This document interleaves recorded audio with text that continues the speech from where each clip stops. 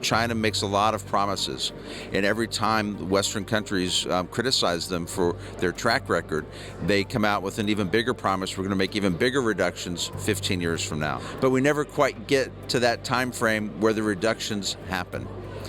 They right now under the Paris Climate Accord have a blank check as far as they can increase their emissions as much as they want until 2030, and then they set their own goal in 2030 as far as what they want to reduce it. So we're here at CPAC 2021, and we're here with now former Administrator Andrew Wheeler of the EPA. So let's start with this. The Trump administration has been portrayed, certainly in the corporate media, of having very, very poor environmental policies. I know when we've talked offline, you believe you've had some successes. I'd love to hear what you believe are the successes of the Trump administration's environmental policies. Absolutely, and thank you for asking me, because you're right, it's not covered in most of the corporate media. All the environmental indicators under President Trump improved. Our air today is 7% cleaner than it was when President Trump took office. Our water quality is the highest it's ever been. On the Superfund side, we got more sites cleaned up than in a generation. And we enforced the environmental laws. A lot of people wrote us off saying that we didn't believe in the environment, but we actually collected twice as much in criminal and civil penalties as the Obama-Biden administration did during their first 4 years, twice as much. So we were certainly out there enforcing the laws, making sure that all the environmental indicators improved, and at the same time, we put forward cost-effective regulations so that it wouldn't cost American jobs. So we had an incredible track record, and I'm very proud of it.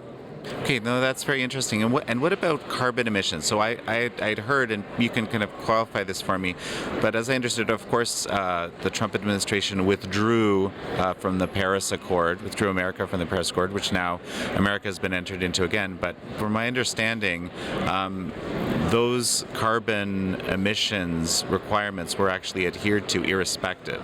Is that Yes. Yeah. In fact, the United States, we've reduced our CO2 emissions 12% since 2005. And under President Trump, our EPA, we put forward 4 different regulations to reduce greenhouse gases. Now, the Obama administration put forward their Clean Power Plan that was struck down by the Supreme Court. So we replaced it with a regulation that made sense and reduced CO2 emissions from the electric power sector. So we put forward 4 common sense regulations to address climate change and reduce CO2 and other greenhouse gases. And the corporate media does not give us credit for that at all, or the Democrats in Congress, because they don't want to see a Republican having a good environmental record. And we had an incredible environmental record under President Trump's watch. So what do you think about the re-entry into the Paris Accord? It's, at best it's unnecessary, and at worst it could hurt American jobs and innovation and American taxpayers. Most of the other first world countries were not following the Paris Climate Accord targets that they set for themselves. Both Germany and France have fallen behind in their targets. We were reducing our CO2 levels, and more so than just about any of our trading partners. China benefits the most from the Paris Climate Accord because they don't have to do anything until after 2030. So it gives them a competitive advantage against the United States. And also under the Climate Accord, it requires us to put a lot of money in some international organizations that don't have a good track record of how they spend that money. So it's going to be horrible for the taxpayers, horrible for jobs, and unnecessary because we were already reducing our greenhouse gases. Well, and this China question is actually quite interesting because, America has determined that there's a genocide happening in China, specifically in Xinjiang province. But China is also acutely aware of the fact that the Paris Accord is one of the top priorities of the Biden administration, that the green is the top priority. So the fear is, at least from many of the analysts that I've seen, is that they'll be able to use that as a kind of a bargaining chip of sorts, or maybe even leverage. At the end of the day, on climate and on emissions reductions, China makes a lot of promises. And every time Western countries criticize them for their track record, they come out with an even bigger promise. We're going to make even bigger reductions 15 years from now. And then they get a lot of criticism in the next few years, and they say, well, we're going to make even bigger reductions 12 years from now. But we never quite get to that time frame where the reductions happen. They right now under the Paris Climate Accord have a blank check as far as they can increase their emissions as much as they want until 2030, and then they set their own goal in 2030 as far as what they want to reduce it. So it's not a agreement that has benefited the United States, and it certainly hasn't required or encouraged reductions in China so far, other than a lot of promises. So let's talk a bit about Texas. You know, this has been huge in the news, and obviously a big topic was the windmills freezing and the green energy basically not being an effective source of energy in this kind of an unusual weather situation in Texas. So tell me a little bit about the policy involved in that. I know you've been thinking about this. Sure. Well, first of all, I think it's going to take a little bit of time for people to analyze and figure out everything that went wrong in Texas. But they were dealing with basically a once-in-a-century storm. Apparently, they did not have their equipment properly winterized. But then at the same time, I don't believe they had the right mix of power. I believe in all of the above, and under President Trump, under his leadership, we did not pick winners and losers between the different sources of energy. We need baseload generation in this country. We're very energy-intensive country, not just for our manufacturing, but for the electricity that people want and demand in their own homes. We have to have a wide variety of mix to take care of the needs that we have, so that when a storm like this happens, we have the baseload generation from natural gas or coal or other fossil fuels or nuclear in order to step in and make sure that we have enough electricity.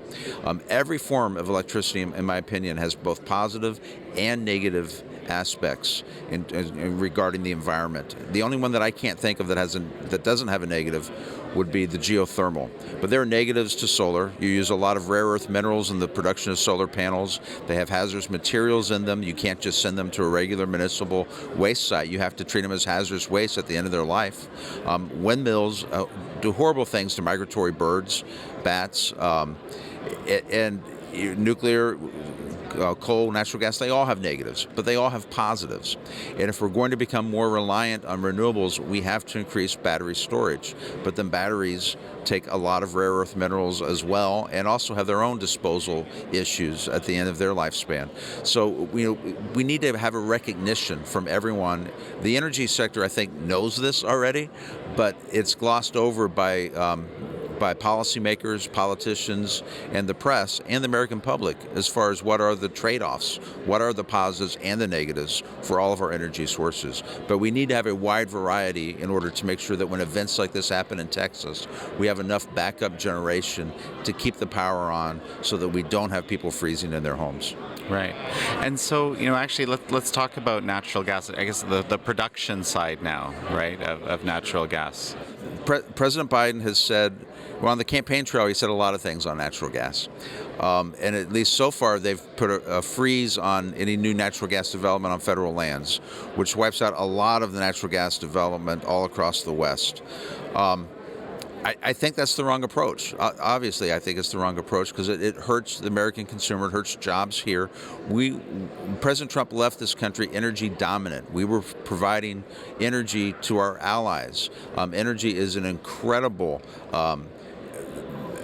product that we can help with our allies around the world to promote more freedom in other countries so that they aren't dependent on countries such as Russia for their energy demands.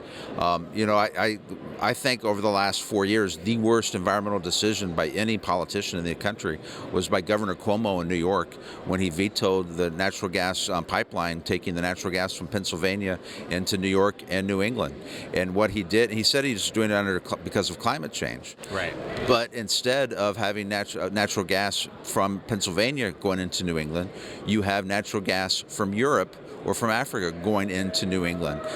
There's a Russian tanker in Boston Harbor, was it 4 or 5 years ago, delivering natural gas to Boston instead of using our own natural gas here in the United States.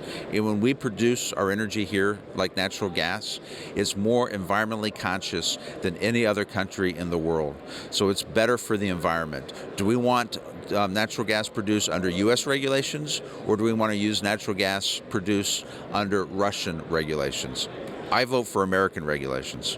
Well, Administrator Wheeler, it's such a pleasure to have you on again. Thank you. It's great to be with you.